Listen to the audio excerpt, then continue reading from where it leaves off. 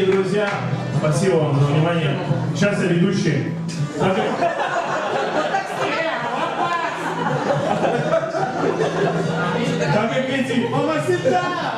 как эти малолетки читать еще не умеют, придется читать. Следующий персонаж, который появится скоро на этом экране. О, любимец всех украинцев. Есть сегодня украинцы в зале? Да, молодцы. Увидимся на чемпионате мира по футболу в Бразилии.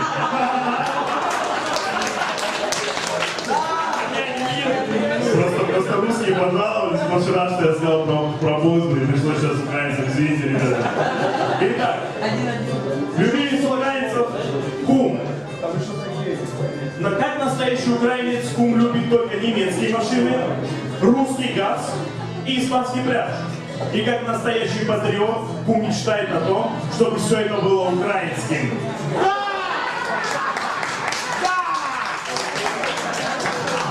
Но последний месяц кум болеет за Евромайдан. Правда, делает это в китайском баре с чаем, смотря новости. Встречайте!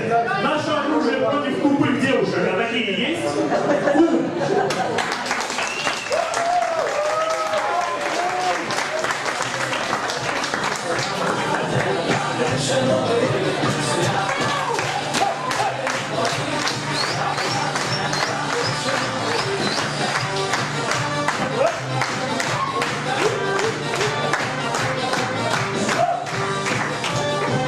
Доброго вечора, шановне панство!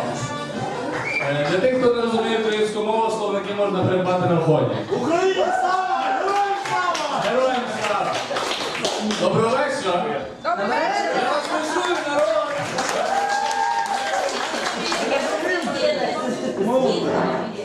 На наступний раз я вам зроблю особисто. Взагалі, так як скоро Новий рік, я вам розкажу в двох словах приблизно, як це виглядає у нас на Україні. Скажу чесно, на одному із таких році я був присутній. І під ваші бурні аплодисменти.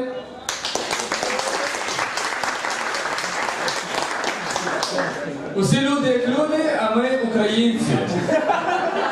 Так, весь світ готується до Нового року наперед, а ми це можемо зробити за 24 години. І я вам розкажу, як це. Скажімо так, Новий рік по-молодіжному. Зазвичай в Україні по телевізору появляється така реклама зі зворотнім відліком, де пише там, до Нового року лишилось 23 години 59 хвилин. І ти собі спокійно лягаєш у ліжку. Ну, точніше, п'яний в дрова падаєш у ліжку, так як почав святкування Нового року ще 3 дні назад. Новий рік скоро, правда? Ну, приходить ранок, в тебе відкриваються запливші очі, ти відкриваєш і дивишся в телевізор, по якому показують новорічні середини. Я перекладу.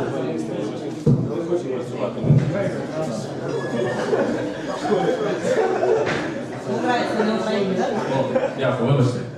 Ну, приходить ранок, відкриваються свої запливші очі, включається телевізор, по якому показують новорічні шарвірки з кардюшки, і лише тепер ти розумієш, що свято вже на носі.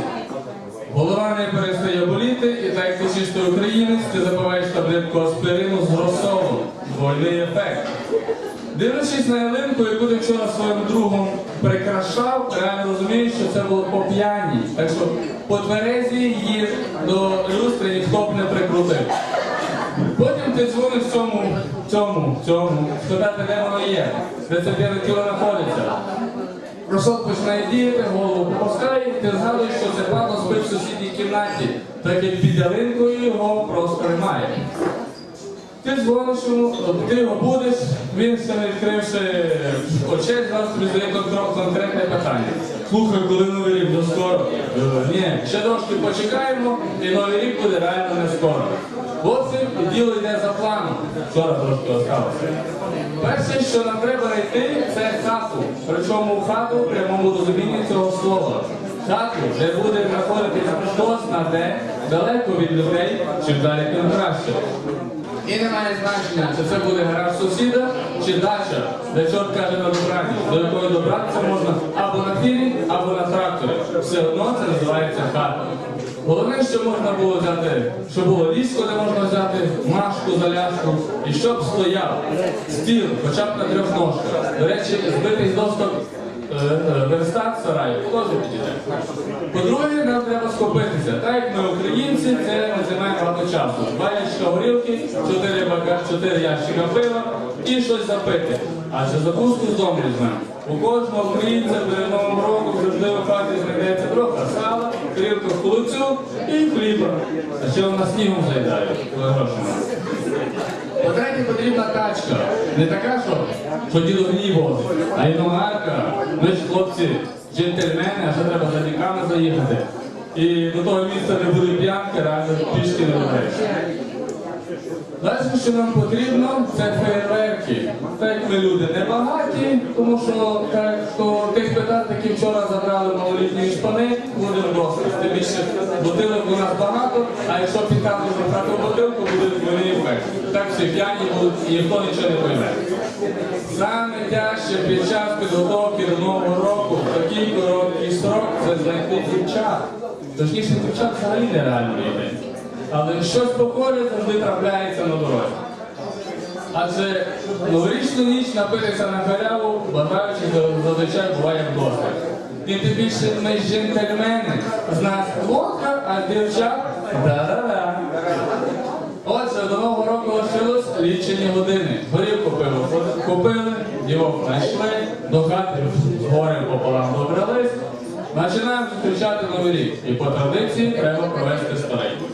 Зазвичай після провадження старого Нового року зустрічати Новий рік вже нема кому. Але так як ми люди з України, п'ємо до останнього. Новорічна п'янка почалася. Так як телека нема, тому привітання говорить п'яне тіло, яке ще встане щось говорити, а після того почали. Фейерверки. Хтось з писком в салат. Б'ються бутилки, ламаються пластикові стакани. Хтось бухає з сусідським собакою, хтось пішов шукати щастя в новорічну ніч. Дівчата починають стогнати, що хочуть додому. Але так як звідти реально не вибратись, тому що наша хата знаходиться в повній купі снігу по коліна. Вихід один – напитися до срачки і да-да-да, бухай так гулять. З наступаючим вас Новим роком, дякую. Отакий Новий рік буває.